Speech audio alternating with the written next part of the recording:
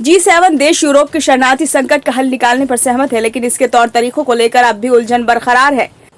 सम्मेलन के दूसरे दिन इटली की प्रधानमंत्री जॉर्जिया मेलोनी ने यूरोपीय देशों में शरणार्थियों व प्रवासियों की आवक घटाने के लिए लिंक्ड टू अफ्रीका समाधान पेश किया। सम्मेलन की मेजबान मेलोनी ने शरणार्थी संकट को चर्चा का मुख्य मुद्दा बना दिया।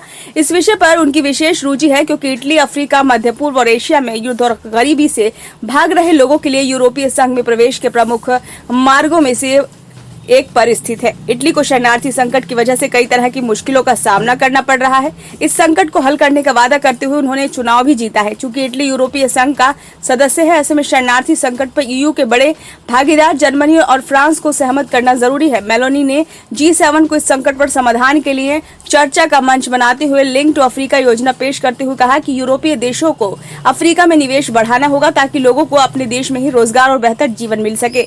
मेलोनी ने सम्मेलन के उद्घाटन के अवसर पर कहा, इटली चाहता है कि अफ्रीका को पर्याप्त निवेश मिले जो हम सभी के भविष्य के लिए जरूरी है, क्योंकि अफ्रीका में कठिनाइयां और अवसर दोनों हैं। उन्होंने कहा कि इसके लिए ये जरूरी है कि हम अफ्रीका से जुड़े। उन्होंने कहा कि प्रवासन का मुद्दा असल में मानव तस्करी के संगठित अपराध से जुड़ा है। अपराधी मासूम लोगों की हताशा का फायदा उठा रहे हैं।